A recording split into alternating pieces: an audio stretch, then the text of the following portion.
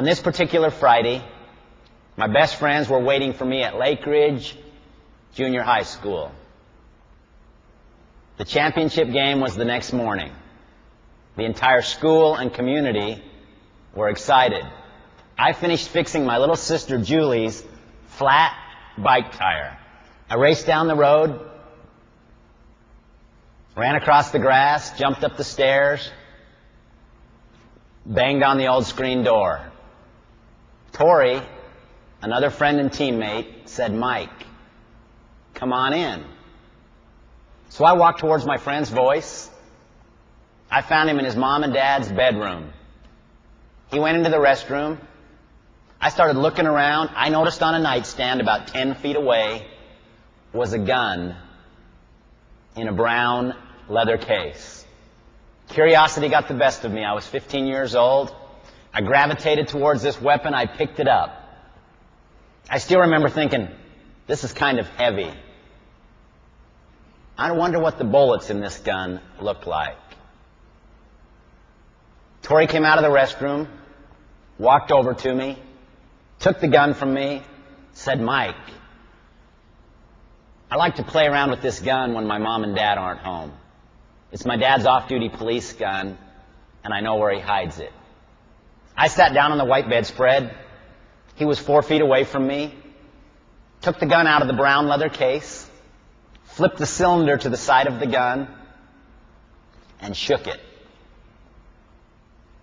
I watched 4 little silver bullets fall right next to me on the white bedspread. I could have reached out and picked them up. My mind even thought, I wonder how many bullets that gun does hold. With no bad intentions, this was an accident. Tori very playfully and casually pulled this gun up to his hip, pointed it at my chest, and pulled the trigger. Bang. The bullet hit my chest, punctured my right lung, sped through my body, hit my spine, physically knocked me back onto the bed. I passed out. Tori freaked out. I was regaining my consciousness probably 25 or 30 seconds later. The biggest frustration I was having, I couldn't breathe. Imagine how I felt. I was alone. I was scared. I saw a phone on the wall. I tried to get off the bed. My legs wouldn't work. I needed help. Where was my friend? He was in the kitchen, breaking dishes, throwing things. I'll be honest with you, I thought it was the end of it for me. And I want you to know on a personal basis, I promised God if I would live, I would be a better person than I was before. And I would help as many people in this world as I could. Tori came running back into the room, hovered over me, grabbed my shoulders, started shaking me. "Mike, you're faking it, you're faking it." I pulled up my shirt, showed him the hole in my chest. He ran to the phone, picked it up and said, "Mrs. Schlappi." He called my home and said, "Mrs. Schlappi, come quick. Mike's been hurt." He hung up the phone. He ran out of the room. I passed out again. The next thing I recall was my mother's presence. She touched my hand. She touched my face. She ran her fingers through my hair. My mother's presence gave me hope to live. What does that have to do with us here this morning? I want everybody in here to know that you matter. You matter to your family. You matter to your spouses. You matter to the good people that you work with. My mom called 911 and came across my friend's father's police radio that there had been a shooting at his address. He showed up. They rushed me to the hospital. They pulled me out of the back of the ambulance. You know, the body is an amazing creation. You know what saved me?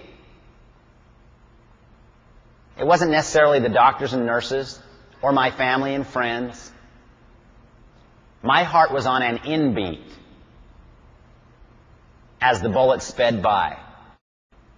My grandma Schlappi, my last name is Schlappi. My nickname as a kid was Happy Schlappi. My 5 kids call me Pappy Schlappi. And my wife, on a regular basis, Crappy Schlappi. She brought me a cherry Slurpee from 7-Eleven, 9 o'clock at night.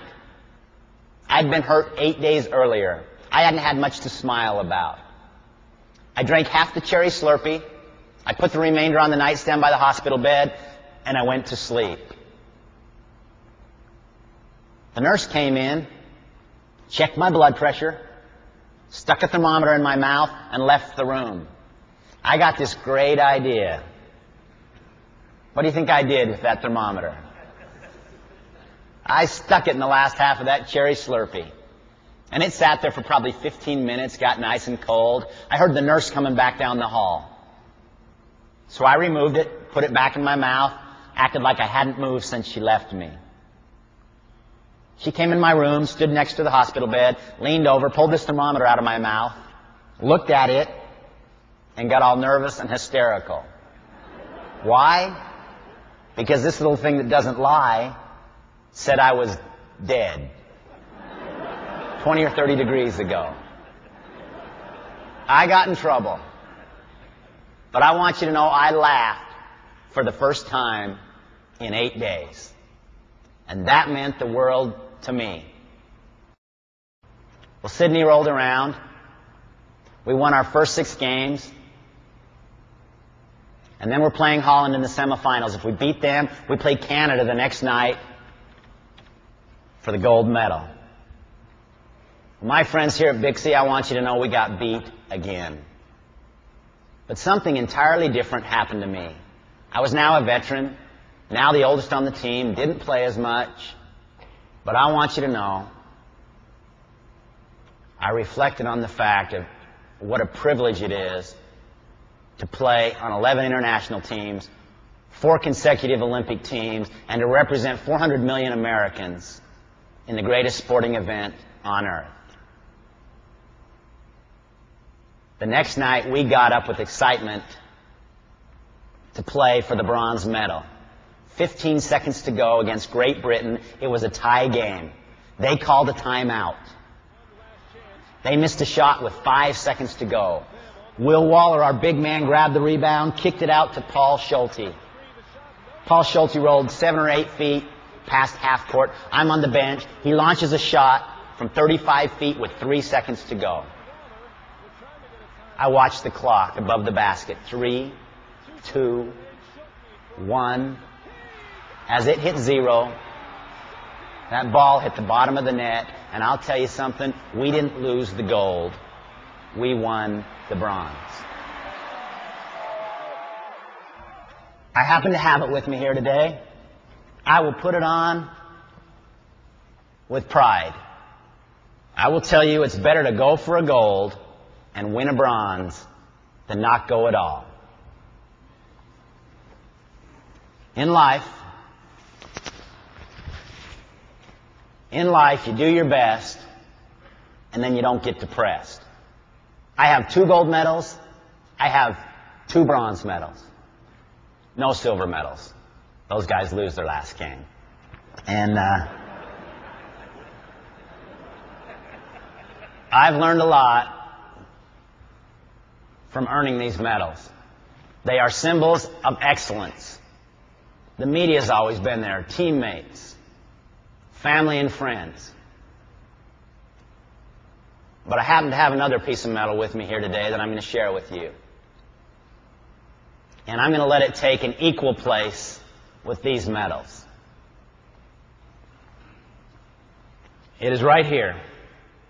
This is the bullet that came out of my back many, many years ago. I held it in my hand that day and I cringed. But I want you to know here today, I will put this around my neck and I will accept the fact that this challenge, this adversity has made me a better person. One of my challenges to all of us today, identify your disability.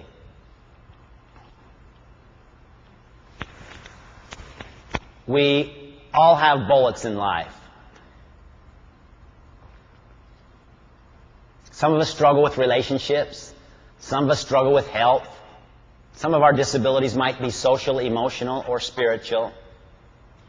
But I challenge every one of you to be willing to look deep inside and say, what stops me from being the best person that I can be?